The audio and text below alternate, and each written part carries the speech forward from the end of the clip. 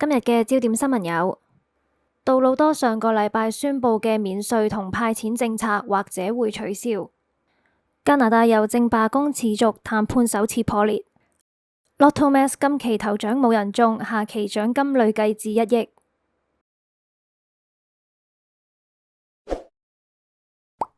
即刻訂閱我哋，每日緊貼多倫多新聞。政府早前宣布計劃實施限時免稅，同埋向合資格人士發放250蚊支票。而家因為反對黨要求修改計劃細則而陷入困境。上個禮拜，總理杜魯多宣布咗一項數十億加元嘅經濟援助計劃，提議喺12月14號去到明年2月，對兒童玩具、啤酒、餐廳餐點等等部分嘅商品實施免除商品及服務稅。除此之外，杜魯多計劃向2023年收入唔超過15萬加元嘅工作人士發放250蚊嘅支票，但係計劃引起咗退休人士嘅不滿，佢哋覺得俾政府嘅最新通脹緩解措施忽視。新民主黨黨領早面成喺最初表態支持計劃，但其後又稱除非將免稅措施同埋派錢計劃分開，否則新民主黨係唔會支持法案通過。另外，佢要求政府將支票嘅受惠範圍擴大去到包括退休長者、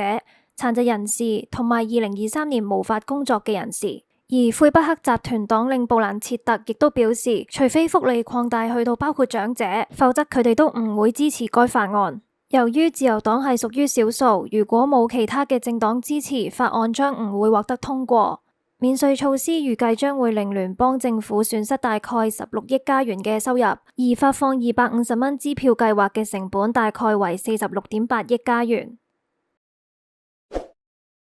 加拿大郵政同加拿大郵政工人工會嘅談判喺全國性罷工開始後首次破裂，聯邦政府任命嘅特別調解員決定暫時終止雙方嘅談判。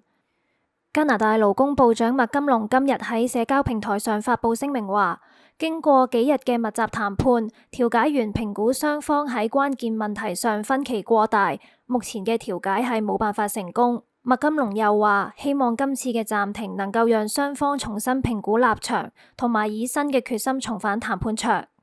勞工部長已經要求加拿大郵政同工會喺當日下午同佢會面。超過55,000名嘅加拿大郵政員工自11月中開始罷工，導致全國嘅郵政服務陷入停滯。雖然處於罷工狀態，但係雙方嘅談判仍然繼續。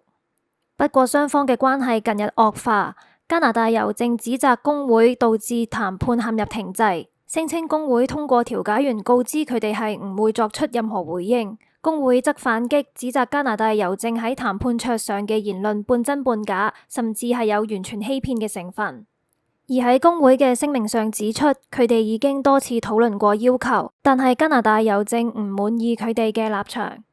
加拿大郵政工人工會要求喺未來4年內加薪22%，但就目前嚟講，加拿大郵政只係承諾提供一半嘅增幅。多倫多警方表示，一名22歲男子涉嫌今個月喺 Brampton 巴士站附近對3名女性進行性侵而被控多項罪名。警方表示，呢3件案件入面，嫌疑人都係喺巴士站度接近受害者，主動提供順風車嘅服務，受害人上車。調查人員相信同一男子涉及至少3件事件。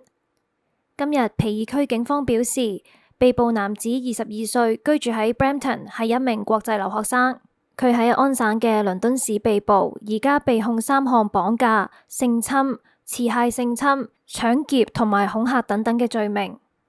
警方相信可能有更多嘅受害者，呼籲知情人士盡快聯絡皮爾區警方。皮爾區警察副局長米里諾維爾指出，基於嫌疑人嘅作案方式，相信仲有其他嘅受害者。鑑於呢啲事件，警方提醒公眾唔好接受陌生人嘅主動搭載，呼籲大眾保持警惕。根據信貸機構 Equifax 同埋 TransUnion 嘅最新報告，由於生活成本上漲，越嚟越多嘅加拿大人負擔住沉重嘅債務，導致貸款同埋信用卡逾期還款嘅情況加劇。截至2024年嘅第3季度，加拿大消費者債務總額創下2.5萬億新高，較去年增長4.1%。報告指出，隨住高昂嘅住屋成本、食品價格同埋通脹嘅壓力，加拿大人難以按時支付帳單，特別係千禧一代同埋 Z 世代嘅消費者。TransUnion 分析師法比安表示，生活成本同埋利率嘅雙重壓力，令到好多人都冇辦法負擔所有開支，導致還款困難。而 Equifax 就指出，第三季度有130萬嘅加拿大人未能按時還卡數，數字較去年增長10.6%。而 Equifax 嘅分析師奧克斯表示，加拿大嘅新移民同埋初次使用信貸嘅消費者面臨住更高嘅債務增長同埋還款困難。隨住假日嘅消費季到來，專家提醒消費者要避免逾期還款，否則可能會影響信用評分同埋提高借貸嘅成本。琴晚嘅 Lotto Max 冇人中頭獎，下次抽獎嘅總金額累積至估計1億加元。今次係 Lotto Max 歷史上第2次頭獎金額達到8000萬加元。此前安省彩票同博彩公司 OLG 喺9月提高咗獎金嘅上限。除咗頭獎之外，今個禮拜5晚嘅抽獎仲提供大概20個 Max Millions 獎項，每個價值100萬加元。而琴晚嘅 Lotto Max 雖然冇人中頭獎，但係就有4名幸運兒平分咗二等獎，每人嘅獎金超過9萬蚊加元。如果有興趣參加抽獎，可以喺今個禮拜5 11月29號夜晚10點半之前購買彩票。而第一個8000萬加元嘅頭獎係喺今年9月由嚟自安省同魁北克嘅2名幸運兒平分。多倫多今晚氣溫最低-1度，濕度55%。聽日日間有驟雨或者飄雪，氣溫最高5度，最低-1度。星期五日間有驟雨或者飄雪，氣溫最高3度，最低-2度。星期六有飄雪，氣溫最高1度，最低-2度。今日大多倫多地區平均油價153.9仙，聽日冇升跌。我哋已經開咗會員功能啦，加入會員就可以支持我哋，每日用廣東話為大家報道加拿大新聞，請大家多多支持。歡迎提供一手新聞材料，報料一經採用，你可以獲得10蚊 TNT 或者 Amazon 嘅禮品卡，可以透過以下嘅電郵、WhatsApp 或者微信相關嘅影片同資料俾我哋。